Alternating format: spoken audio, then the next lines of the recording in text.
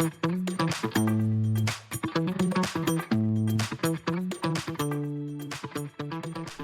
and welcome to this week's episode of the Pink Property Podcast. I'm Leo Bryan of David Lee, here with my colleague and business partner, David Kirby. Morning.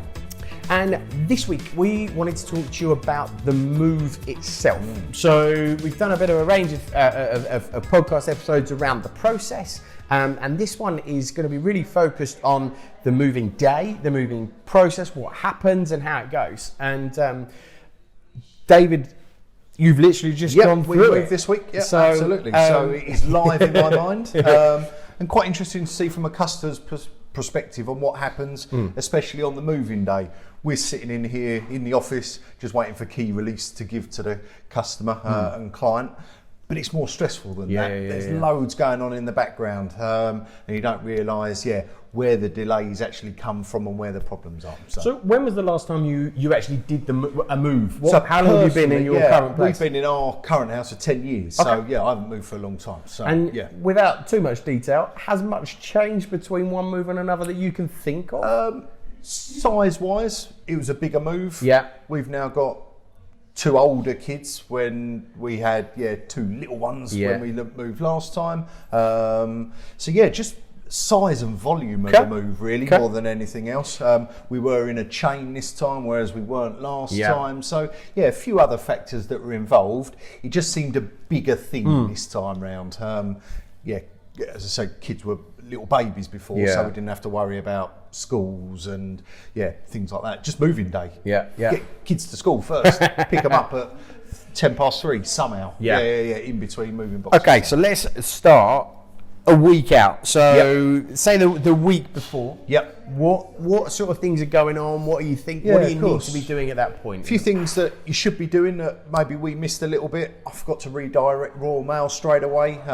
They can't do anything for 5 days. Is that how long it takes 5 to days to kick in. So speak to Royal Mail. You can do it for 3 months for about 45 quid. But get that done at least a week before. Tell them. Internet. Sky, for example, who we're with, 2 weeks notice to get your internet connected.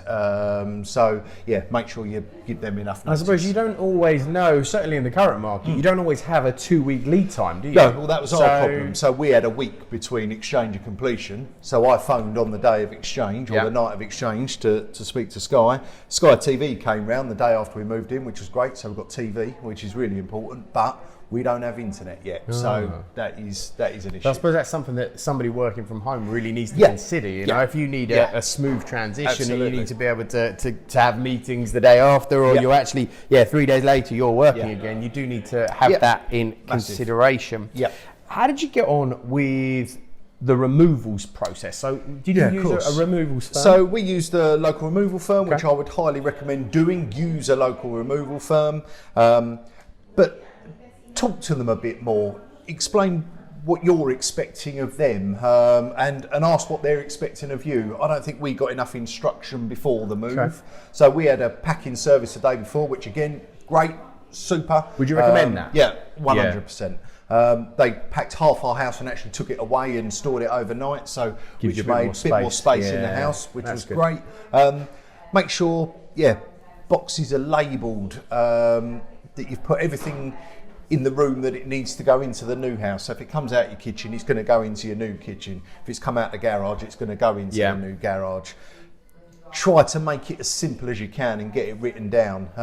Anything valuable, small things, put them somewhere safe. Probably take them in your own car. Put them in the car. So we did a lot of our valuable stuff and bits and put them safe and took them in the car. But I am still missing a pair of sunglasses. So and a Picasso. 2 Rolexes. I just think about that. Just make sure you're planned a little bit. They don't like going in your loft, so make sure they stick their head up there and see what you've got. Our guys didn't realise how much stuff we had in our loft. So the morning of the move, when it was all downstairs, they had a bit of a panic. Oh, right. So make sure they've looked at that and seen it. Did they do it in one big van? No, they did three vans to move it all, which again was fine. It worked. I suppose you can't decide No, you don't who know your what they're removal gonna bring. company is No, on true. what lorries and vans they've got. Made it better for the neighbours because we didn't have one massive truck blocking the up, road. yeah. But yeah, it was that. Two other things. If you've got a trampoline, a kid's trampoline, talk to them about it now. Decide if they do or don't want to take it down. They will do everything in their power not to put it back together and take they're it a down. pain, They're aren't in they? the backside. So be careful of that. And anything big, we've got a football goal that is big, and just make them aware of what you've got. Yeah. Use your common sense to help them out a little So bit. in the quotation process, when Yeah. they came to see you, was that done virtually or did that physically? They did do a physical for us, which was lucky, but I don't think they were there long enough. Right. I don't think they gave us enough advice on what to do and what their expectations were of us. Certainly, as I say, didn't look in the loft, didn't talk about the trampoline, didn't talk about a couple of other things, didn't look in the garage actually. Now we look back and think about it, but you're in a panic. It's And what about moving like time. boxes? How did that work? Boxes and packing? Did you have to set up any boxes yourself? No, but I would. So they Okay. came the day before to pack up half the house, but the second day they didn't bring any boxes, and we'd moved a load of stuff out of Right. the loft, and we had a few other bits to do. So again, make sure you've got enough boxes. They've given you enough. Yeah. Just really show them what you've got Yeah. and what needs to be moved. So Okay. yeah. So that's sort of in the lead up and the preparation around Yep. removals. On the day, the physical Yes. morning, what Yep. obviously, you're saying you want to sort out kids, Yeah. animals. Yeah. Absolutely. Right. Yeah. Find a place for your pets to go. We're lucky that we've got family locally, so the dog went there. But get your kids to school. Make sure you've got their school uniforms, pack lunches, anything else they need.